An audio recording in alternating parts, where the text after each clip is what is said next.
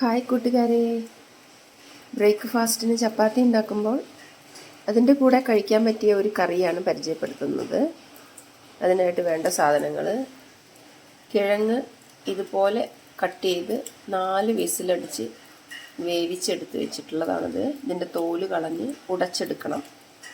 സവാള 3 വട്ടത്തിലരിഞ്ഞതും 5 പച്ചമുളക് വട്ടത്തിലരിഞ്ഞതും 3-4 കറിവേപ്പിലയും 1 പിടി മല്ലിയില കൊത്തി അരിഞ്ഞതുമാണ് ഇതിന് വേണ്ടത്. ചുവട് കട്ടിയുള്ള ഒരു ചീനച്ചട്ടി അടുപ്പത്ത് വെച്ച് അതിൽ 2 ടീസ്പൂൺ വെളിച്ചെണ്ണ ഒഴിച്ചിട്ടുണ്ട്. അതിലേക്ക് കടുകാണ് ഇട്ട് കൊടുക്കുന്നത്. കടുക് പൊട്ടി വന്ന ശേഷം സവാളയാണ് ചേർത്ത് കൊടുക്കുന്നത്. സവാളയുടെ ഒപ്പം തന്നെ പച്ചമുളക് കൂടി. ഇത് നല്ലപോലെ ഉപ്പ് ചേർത്ത് മൊരിച്ചെടുക്കാം. പാകത്തിന് ഉപ്പ് ചേർത്ത് കൊടുത്തിട്ടുണ്ട്. കൂടെ തന്നെ 1/2 ടീസ്പൂൺ മഞ്ഞൾപ്പൊടി കൂടി ചേർത്ത് കൊടുത്തിട്ടുണ്ട്. ഇനി നല്ലപോലെ ഇളക്കി നമുക്ക് മൊരിച്ചെടുക്കാം.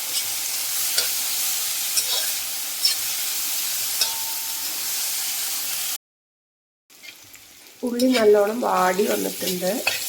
ഇതിലേക്ക് മല്ലിയില ചേർത്ത് കൊടുക്കാം.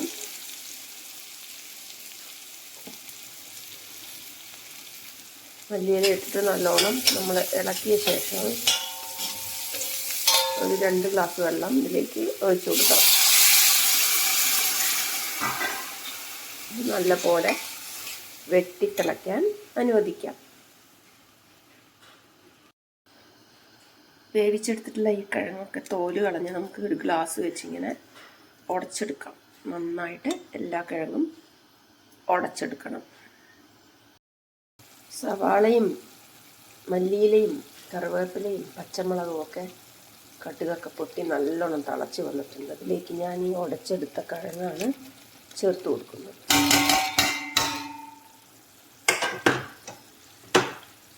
കുറച്ചൊക്കെ കഷ്ണങ്ങൾ ഇതിൽ കിടക്കണം.